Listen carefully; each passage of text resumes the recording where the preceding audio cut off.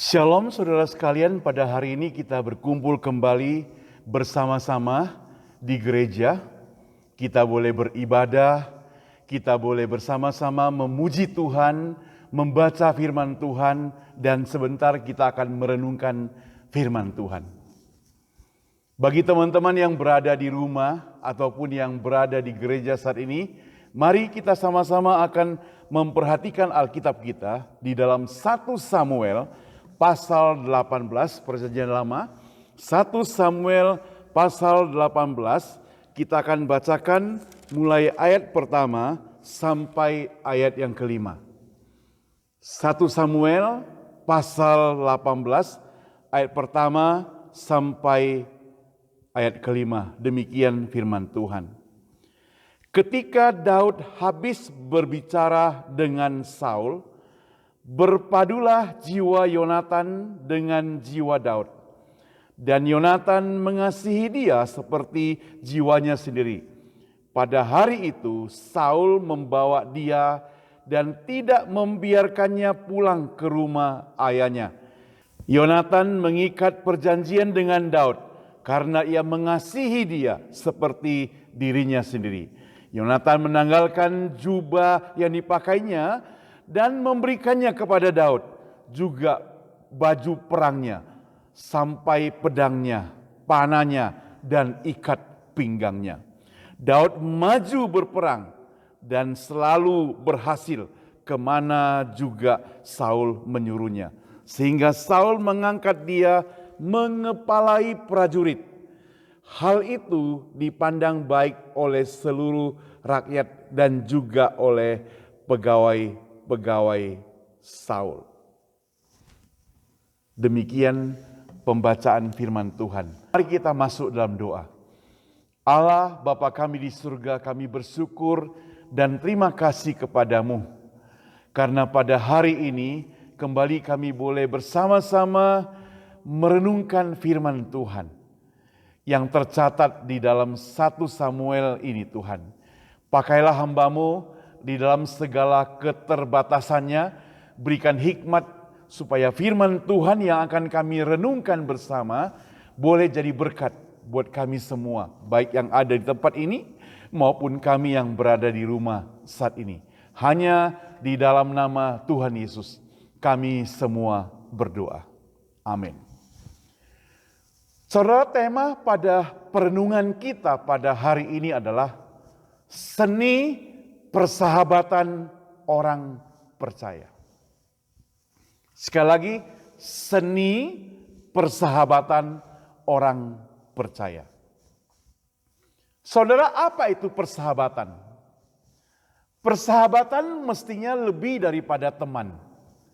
Kalau teman mungkin ada yang hanya kita kenal melalui bisnis, melalui kampus, melalui pekerjaan, di gereja, tetangga, itu teman. Lalu ada teman yang dekat. Sesekali mungkin kita telepon dia, sesekali mungkin ketemu pergi jalan-jalan dan sebagainya. Tapi ada satu yang lebih daripada itu, yang disebut dengan sahabat. Kalau dikatakan sahabat biasanya tidak banyak, mungkin 1-2 orang. Itu dekat dengan kita, kita bisa curahkan isi hati kita. Kita bisa share apa yang merupakan pergumulan kita. Kita juga mendengar apa yang dia ceritakan. Saling percaya, saling mendukung, bisa saling mendoakan di dalam Tuhan tentunya. Itulah sahabat. Saudara, saya percaya kita masing-masing punya sahabat. Dan ingat saudara, sahabat bisa kadang juga mengkritik kita, karena sahabat yang baik, dia akan mengoreksi kita. Sahabat yang baik, kalau kita salah, dia akan berkata dengan sebenarnya terhadap kita, bahwa engkau adalah salah. Tapi sahabat yang jahat, dia akan membenarkan kita walaupun kita salah. Enggak, dia benar kok. Dia itu sudah lakukan yang benar kok. Padahal dia itu salah. Itu sahabat yang jahat. Nah saudara, dalam Alkitab yang kita baca hari ini, ada dua orang bersahabat. Siapakah itu? Daud dan Yonatan. Saudara, Daud dan Yonatan ini merupakan dua orang yang mempunyai status yang berbeda. Daud adalah anak gembala, dia kerjanya sebagai penggembala domba. Sedangkan Yonatan adalah anak raja, dia hidupnya di dalam kerajaan. Dia merupakan pangeran, akan mewarisi tahta kerajaan Israel pada zaman itu. Sementara Daud, dia tidak memiliki apa-apa. Hidupnya mungkin di padang rumput bersama dengan domba-dombanya. Dia hanya punya alat musik, harpa, kecapi. Dia juga punya alat untuk memukul binatang berupa ketapel. Itu saja yang dia miliki. Tetapi saudara, Yonatan lahir dan dibesarkan di istana raja yang mewah. Daud lahir di kota kecil Bethlehem yang dia sudah terbiasa dengan suara domba, embek-embek dan sebagainya. Yonatan adalah putra tertua. Itu berarti dia merupakan pewaris tahta kerajaan pada zaman itu. Kalau papanya mati, maka dia akan menggantikannya sebagai raja. Sementara Daud adalah anak bungsu yang di dalam keluarganya pun tidak dianggap. Dia punya 8 saudara, keluarganya menganggap dia masih kecil. Saudara, Yonatan itu dari suku Binyamin dan Daud suku Yehuda. Mereka itu mempunyai perbedaan. Tapi terlepas dari perbedaan-perbedaan yang ada, kedua pemuda ini merupakan sahabat. Jadi tidak dia pandang keadaan status sosial. Mungkin kita juga memiliki sahabat yang demikian, bukan? Daud dikenal karena dia itu dengan hebatnya, beraninya dapat mengalahkan raksasa Goliat. Kalau kita perhatikan dalam 1 Samuel 17 ayat 50, saya bacakan buat kita sekalian. 1 Samuel 17 ayat 50, firman Tuhan berbunyi, demikianlah Daud mengalahkan orang Filistin itu dengan umban dan batu. Ia mengalahkan orang Filistin itu dan membunuhnya tanpa pedang di tangan. Tanpa menggunakan pedang. Awalnya Filistin, Goliat itu menghina Daud. Tetapi dia dapat diruntuhkan, ditumbangkan oleh Daud. Saudara, kalau kita perhatikan di sini, Daud itu awalnya karena dia pintar bermain musik, maka sebagai seorang anak gembala domba, dia juga seringkali menghibur raja, yaitu papanya Yonatan, Raja Saul di kerajaan. Karena mungkin berbagai persoalan yang terjadi, stres mungkin yang dialami oleh Saul, dia perlu adanya hiburan dan orang yang pintar bermain musik yang dapat menghibur Saul adalah Daud. Saudara, dengan demikian maka mereka itu sering bertemu. Demikian juga saudara, ada janji daripada Saul, ingat, siapapun yang dapat mengalahkan raksasa Filistin itu yang bernama Goliat, maka anaknya akan dinikahkan dengannya. Itu berarti Daud itu adalah menantu daripada Saul, bukan? Nah saudara, terlepas dari ikatan famili, tapi tetap Yonatan bersahabat dengan Daud. Yonatan mengasihi Daud, Daud juga mengasihi Jonatan. Alkitab mencatat di dalam pasal 18 yang tadi kita baca ayat pertama dikatakan, ketika Daud habis berbicara dengan Saul, berpadulah, bersatulah, bersehati Yonatan dengan jiwa Daud, saling mengasihi sebagai seorang sahabat.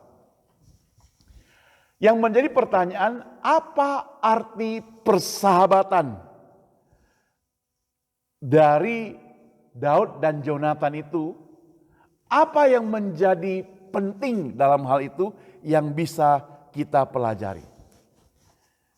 Yang pertama, saudara, kita harus ingat bahwa persahabatan antara Daud dan Jonatan ini merupakan anugerah dari Tuhan Allah. Anugerah dari Tuhan Allah. Tanpa adanya anugerah dari Tuhan Allah, kesempatan yang Tuhan Allah berikan, tentu mereka tidak akan saling kenal, bukan?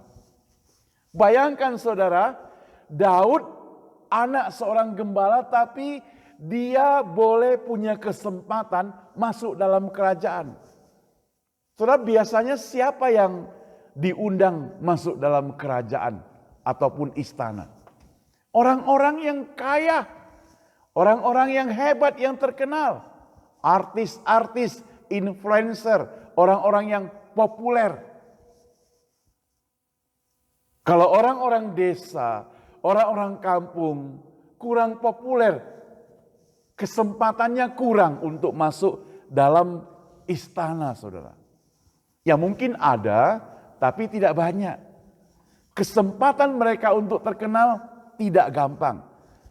Itu sebabnya maka kalau Daud sebagai orang yang kerjanya sebagai gembala, dia boleh dikenal oleh Saul, itu merupakan anugerah Tuhan, bukan?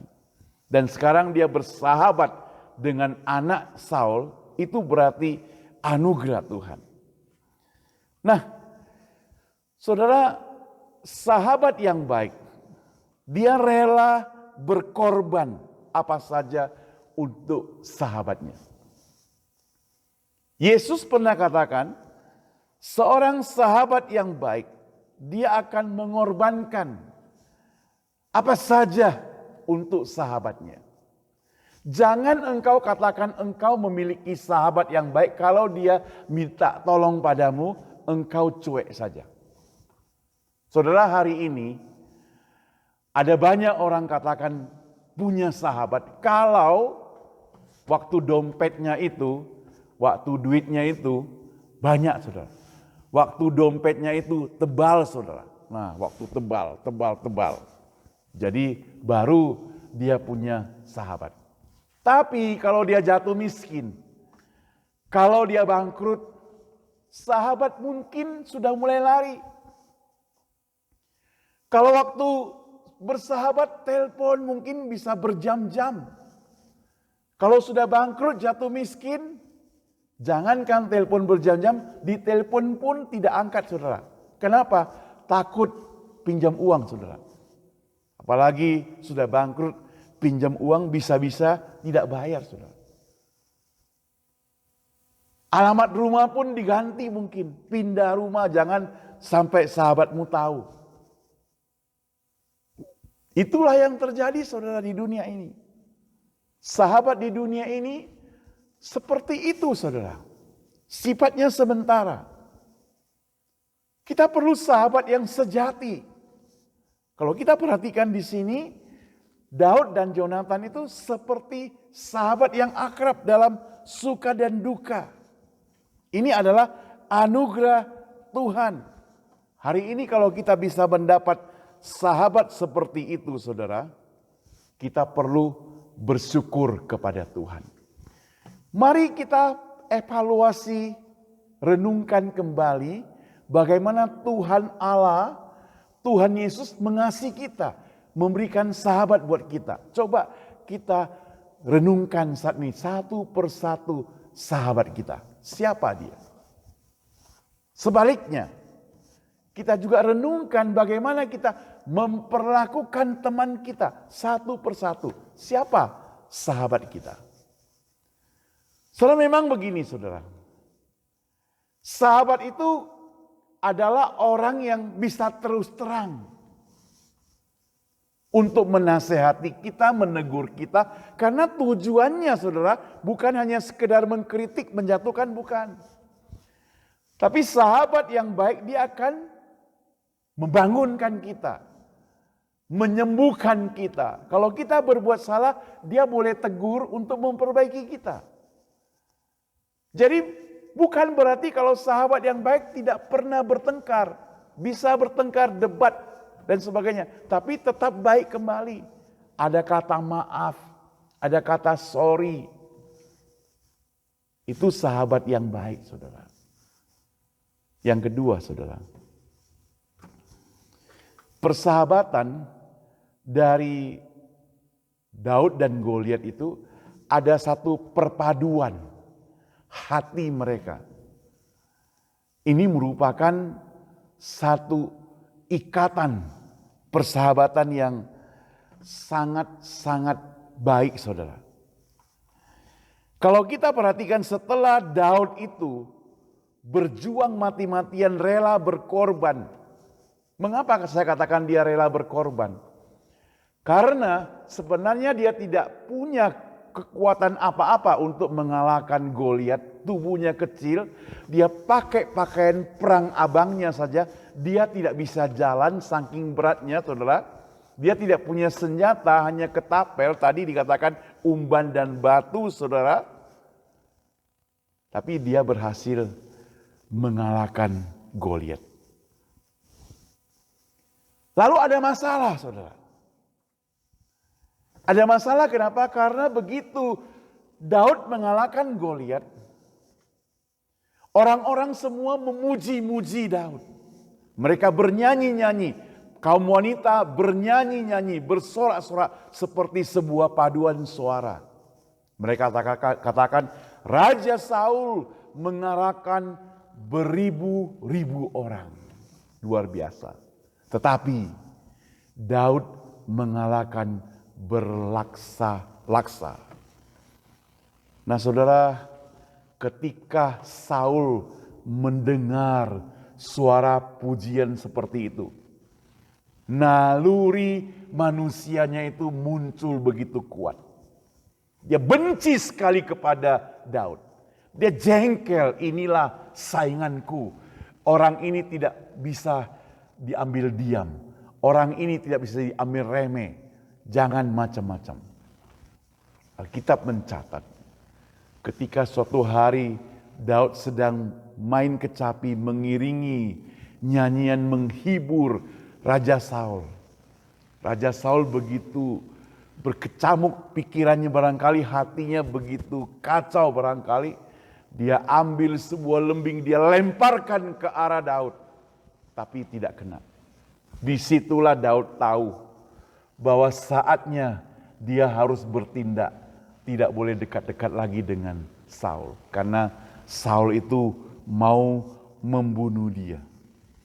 Tapi saudara, dia bersahabat dengan anaknya. Ini merupakan satu problem, bukan? Si bapak mau membunuhnya. Sekarang bagaimana sikap anaknya? Disinilah kita lihat ada ikatan yang kuat antara Daud dan Yonatan. Sehingga tidak goyah ikatan tersebut. Saudara, kita juga perlu demikian dalam pergaulan, dalam persahabatan kita. Jadi kalau kita bermusuhan, mestinya kita tidak boleh bermusuhan. Kalau kita sampai ada permusuhan tanda kutip, jangan dibonceng-bonceng. Ada orang jeleknya begini saudara, dia tidak senang sama si A, tapi dia minta temannya juga tidak boleh senang sama si A. Dia minta adiknya juga tidak boleh senang sama si A. Dia minta ibunya, minta bapaknya tidak boleh senang sama si A. Dia minta mungkin anak buahnya tidak boleh senang sama si A.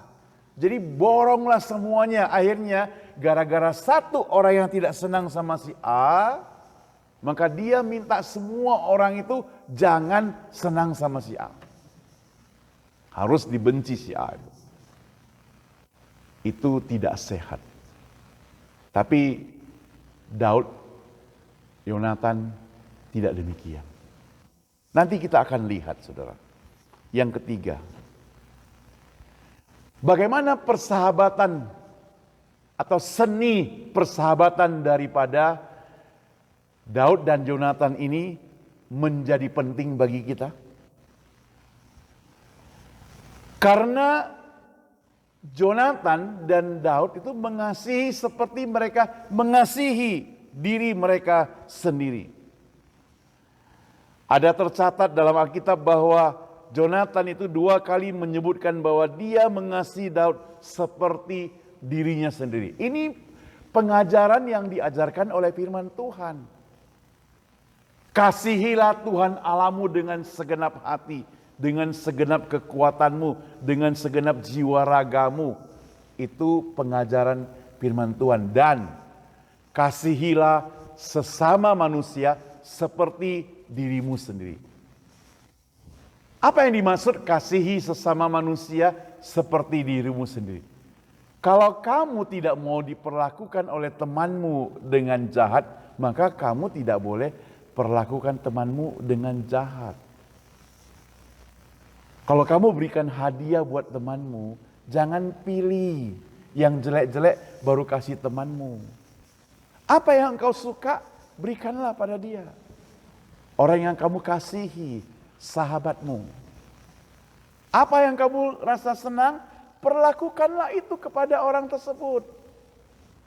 Apa yang engkau merasa untung, ceritakanlah kepada temanmu agar mereka diuntungkan juga. Saudara, kalau hari ini kamu melihat, mendengar, memperhatikan sahabat baikmu itu belum percaya kepada Tuhan Yesus, itu berarti seperti kepercayaan kita, kalau tidak percaya berarti dia tidak mendapat bagian di kerajaan sorga.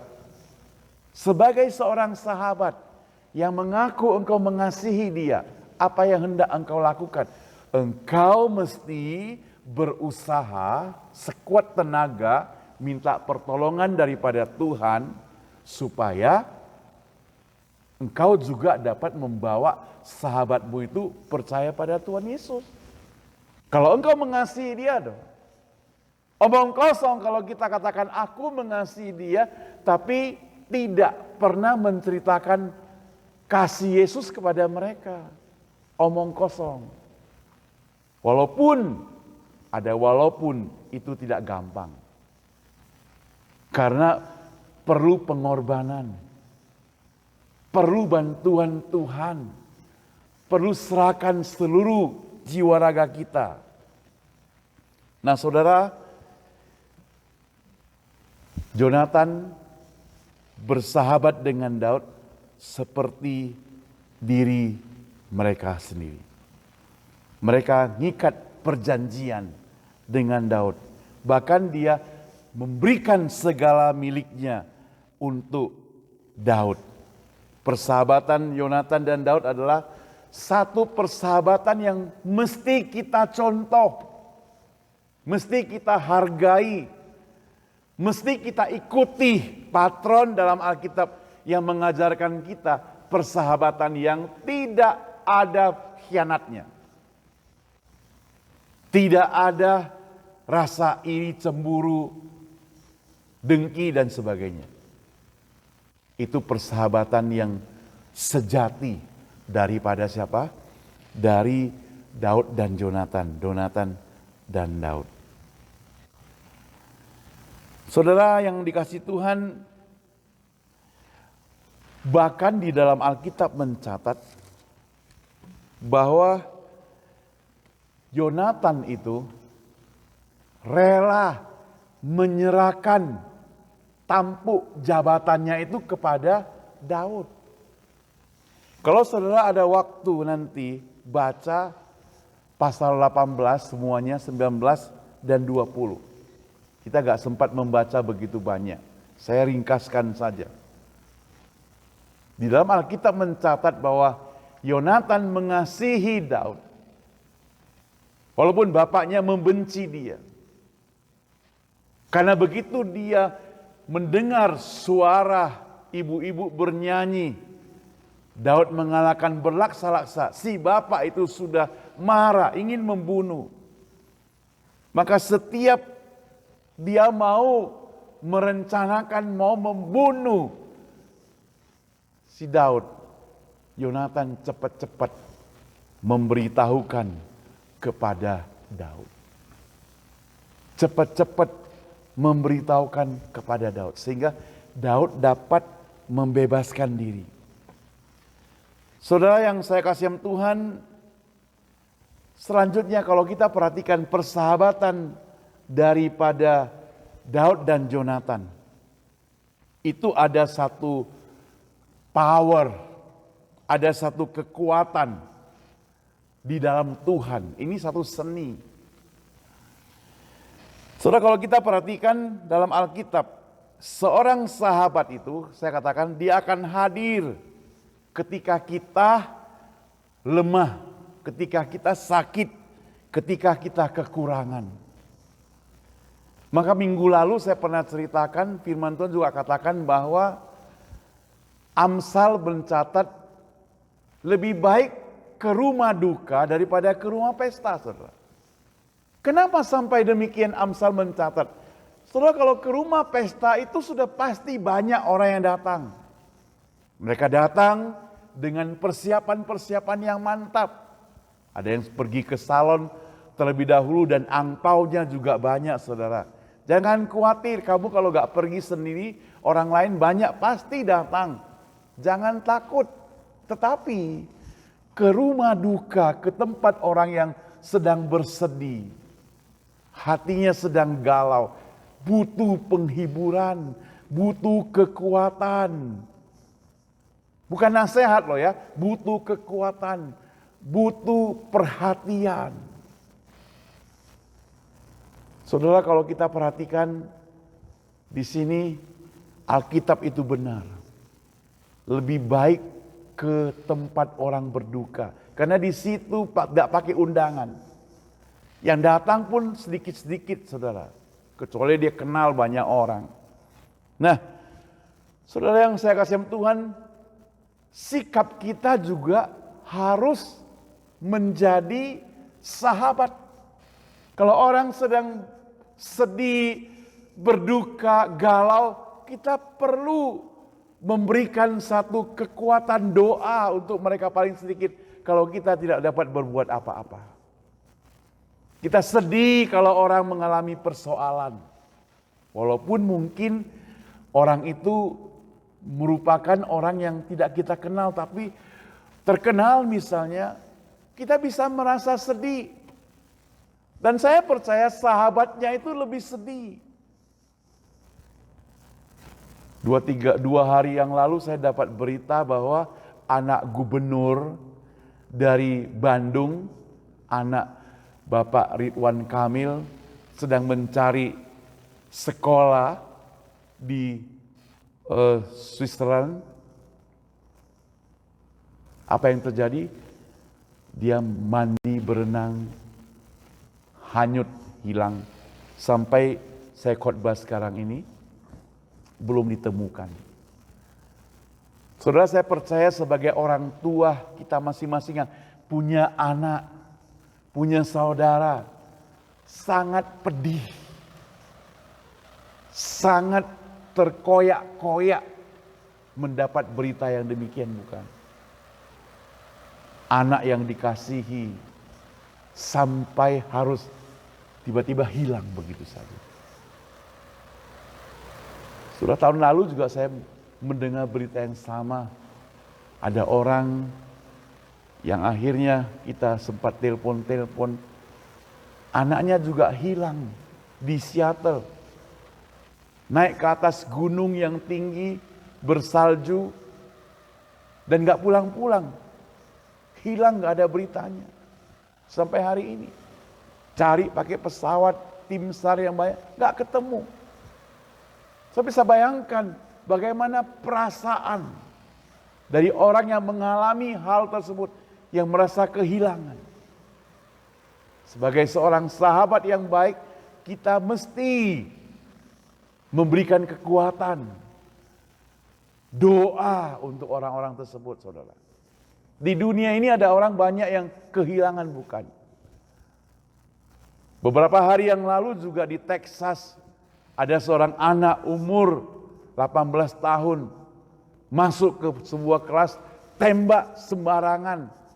Ada 19 anak-anak elementary itu mati seketika, ditambah dengan 2 orang dewasa, yaitu 1 gurunya. Tapi bayangkan gak, itu orang tua murid serahkan anaknya ke sekolah dan mati. Mereka merasa sedih. Sahabat-sahabat yang baik itu butuh. Jangan hanya pada waktu senang baru kita datang. Pada waktu sahabat kita mengalami persoalan, kita datang. Yonatan demikian terhadap Daud. Pada waktu dia bermasalah, dia ada. Pada waktu Saul punya persoalan banyak, dia ada. Dia mau dibunuh oleh bapaknya, dia ada. Senantiasa berusaha memikirkan jalan keluar untuk siapa? Untuk Daud. Kalau bapaknya tahu, saudara, saya yakin dan percaya Yonatan bisa dipenggal kepalanya oleh bapaknya. Karena mengkhianati bapaknya. Tapi inilah dia perlakukan sahabatnya itu seperti dirinya sendiri. Ini persahabatan yang sejati, yang Tuhan Yesus lakukan untuk kita, saudara.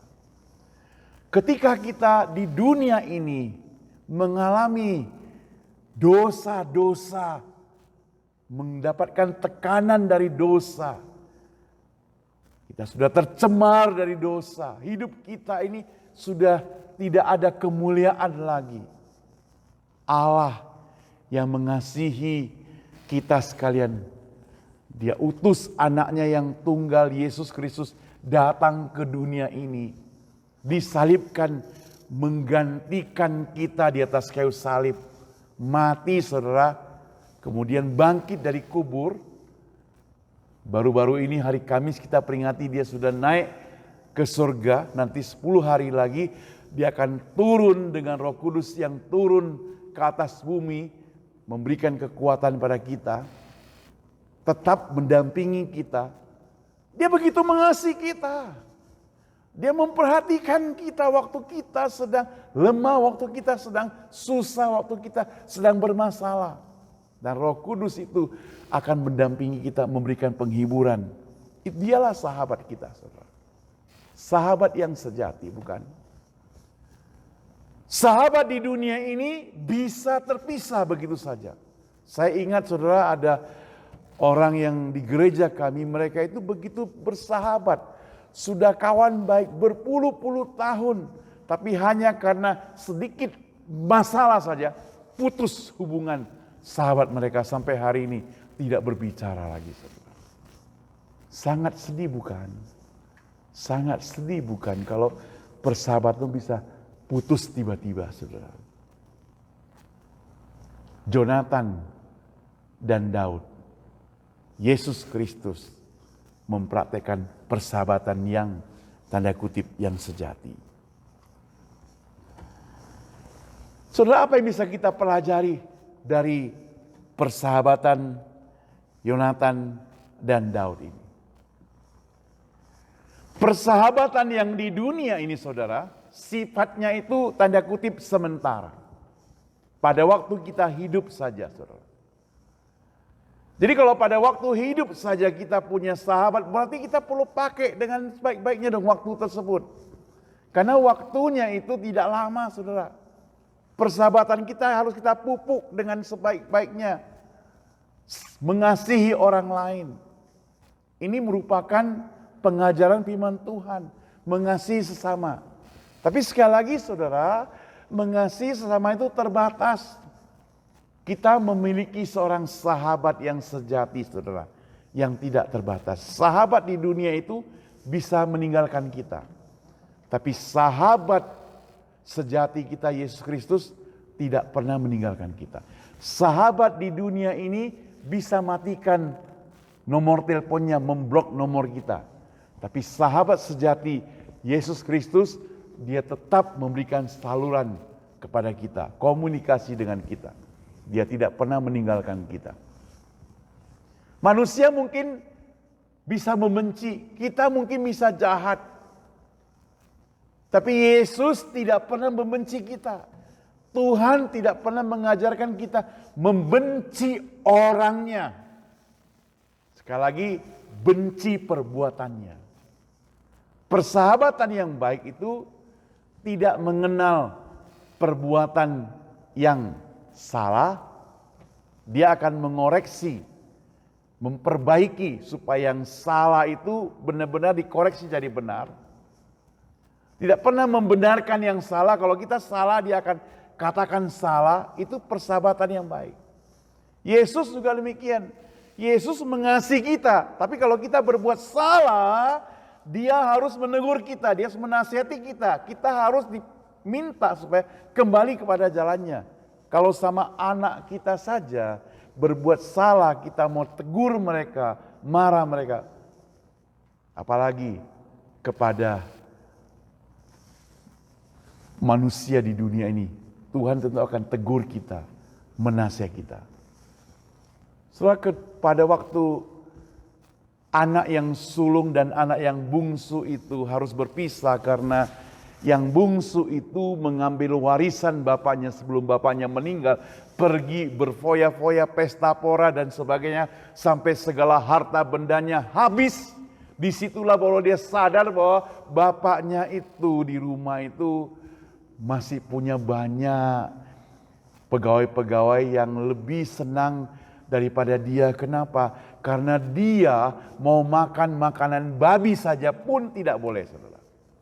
Saking dia sudah jatuh. Disitulah dia mau kembali kepada bapaknya. Dia pulang kepada bapaknya, dia katakan, "Bapak, ampuni aku, maafkan aku. Jangan anggap aku sebagai anak, anggap aku sebagai pegawai pun gak apa-apa." Tapi si bapak bilang apa? "Hai anakku, pada hari pertama engkau pergi, aku senantiasa buka tangan menyambut engkau kembali." Dan bapak itu memeluk anaknya erat-erat. Adakan pesta pora menyambut anaknya yang hilang. Si bapak tidak membenci anaknya. Dia memang tidak suka kepada tingkah lakunya. Karena sudah bertobat, dia terima kembali. Kita juga demikian, saudara. Kita juga demikian. Kenapa, saudara? Karena Tuhan mengasihi kita senantiasa. Kasihnya itu tidak berubah. Dan Yesus sendiri tidak berubah.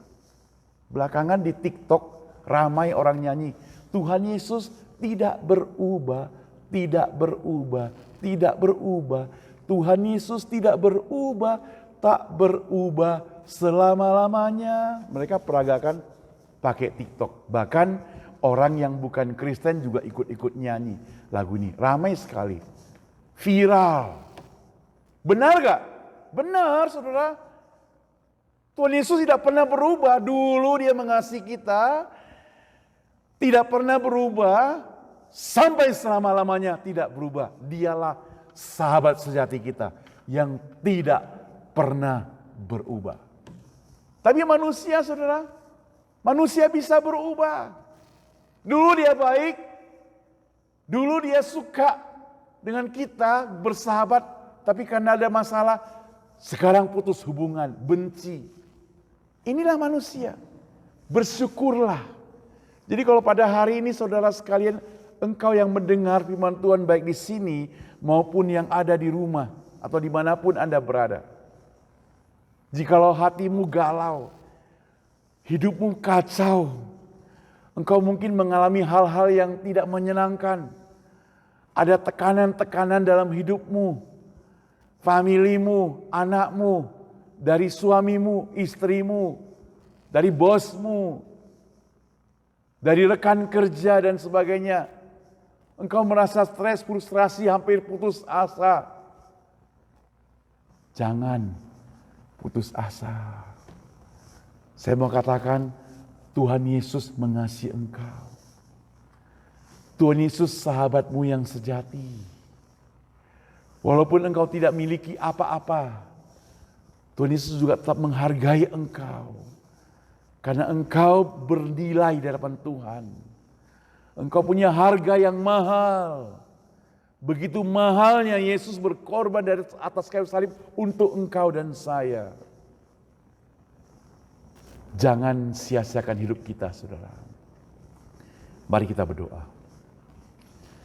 Bapa kami yang di surga, kami bersyukur dan terima kasih kepadamu Tuhan, karena di dalam Alkitab ada satu pasang sahabat, Daud dan Jonatan. Mereka adalah sahabat yang baik, sahabat yang sejati, sahabat yang rela berkorban untuk yang lainnya, saling mengasihi. Tapi sejati-sejatinya mereka adalah manusia, Tuhan. Mereka bisa hilang, mereka bisa mati, mereka bisa berpisah dan bisa berhenti. Tapi Tuhan, kami mengingat kembali bagaimana persahabatan yang Yesus praktekkan. Yesus adalah sahabat yang sejati.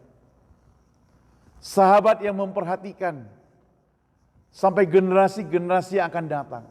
Walaupun Daud sebenarnya juga memperhatikan sampai generasi akan datang, ketika anak Yonatan yang pincang itu, yang cacat itu, hidup mungkin sudah tidak beraturan, Daud panggil dia supaya masuk istana Tuhan. Kami juga bersyukur Tuhan, ketika kami tidak dapat berbuat apa-apa, ketika kami jatuh, Tuhan juga mengasihi kami Tuhan. Kami bersyukur kepadamu Tuhan. Oh Tuhan, Engkau adalah sahabat kami yang sejati. Engkau rela mati di atas kayu salib untuk kami semuanya. Engkau sahabat yang sejati yang tidak pernah tinggalkan kami. Walaupun kami berbuat jahat, walaupun tingkah laku kami tidak ada gunanya, manfaatnya sama sekali di depan-Mu Tuhan. Engkau tidak punya untung apa-apa.